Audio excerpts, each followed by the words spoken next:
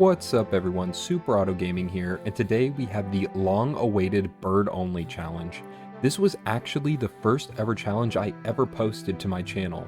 However, it was a silent video, and I was not comfortable talking in front of the mic yet. I was originally inspired by Kino when I saw him do it, but that was a while ago. But you should check out the old one if you get the chance. I'll link it in the description. It's absolutely crazy how far I've come since then, and it's only been like 4 months. So now for the second challenge of ones that I'm either redoing or failed previously. I originally used the standard pack to beat it, but now with customs, I wanted to have a pack full of birds, which are actually quite strong. A lot of the birds are scalers, so honestly, I think I could have done this without buy selling anything, but I didn't think it mattered too much. So the only rules I have for this is that you must end the turn with only birds on the board. It's actually crazy how many birds are in the game now, so I won't be going over all of them, just a few of the notable ones that really helped me in this run. Previously, it was quite the struggle trying to carry with only dodo rooster. I mean, I guess there was penguin too. But now there's so many that I actually have trouble deciding what to take. You know, like the more options you have, the harder it is to choose, especially with so many good options. So the most notable birds that help me in this are the strawberry fellows, like hummingbird, kiwi, and pelican. A few of the other good tempo ones are stork and woodpecker, but since they don't have scaling, you can't keep them for that long. And by far the most unexpected bird to show up was ostrich. This was actually my very first game playing it, and it felt really good. I never thought ostrich would be anything at all, but I've been proven wrong. So my strategy wasn't too complicated, it was mostly try to get as many birds at scale as possible. So you got bluebird, hatching chick, penguin, pelican, shoebill, ostrich. There's literally so many birds that I'd be here all day going over them. Despite having so many good options, this actually took me around 5 attempts. I think it was mostly me getting used to the pack, and maybe a few misplays. Overall, I very much enjoyed taking a trip down memory lane and redoing my first ever challenge. Everybody should try it for themselves and see how they do. Now let's get on to the rest of this run.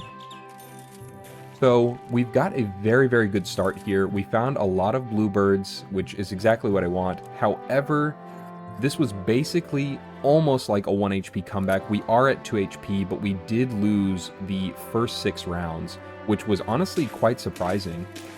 However, that happens quite a bit when you decide to go a lot of bluebirds at the start. We were able to get the strawberry on bluebird though, and have our pelicans buffing it up. And of course, having swan there to get a little bit of extra gold is good, and a level 2 hatching chick this early is always nice for permanent scaling. And then of course, that is the next thing that you want to see the most is a penguin. Basically, in any bird-only run, you have to have penguin. If you don't, you probably aren't going to do that well. And now, the more that I think about it, I feel like I really shouldn't have sold anything. Oh my god, I saw CCW Baker there. VIP spotted.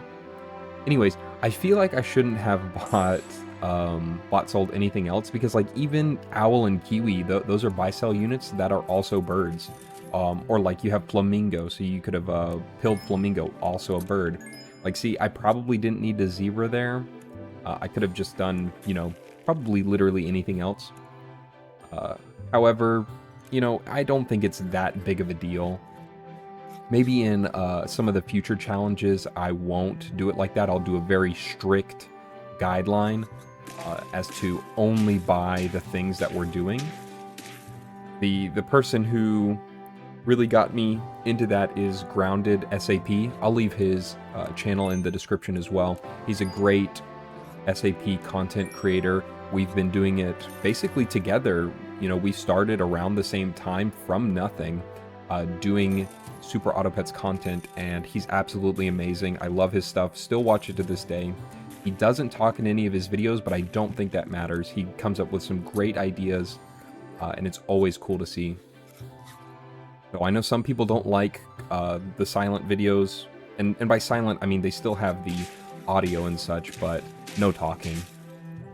And I did that for a while too. I thought it would have been fine that way, but a lot of people love, you know, a silky smooth voice. So here we are now. And look at that, turn 11, The first turn that you see Ostrich in the shop, we also see 3 other units that we can freeze for our Ostrich.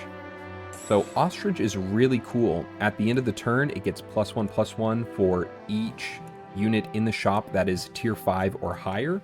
So a little complicated to think about at first, and you probably are going to want to freeze a lot of stuff in the shop so it gets guaranteed buffs every turn. So originally I thought it would be horrible. Like, I thought there'd be no actual use for it, especially at 6. I was like, a tier 6? That seems really weak for a tier 6. However, the more that you freeze, the more that it really starts showing, getting a lot of stats. And then especially when you get it to level 2, if you have 5 things frozen in the shop, like I do now, at the end of the turn, you get +10/+10 permanently. And that, you know, I wasn't really thinking about it, but when you see it in action, you get a whole different idea.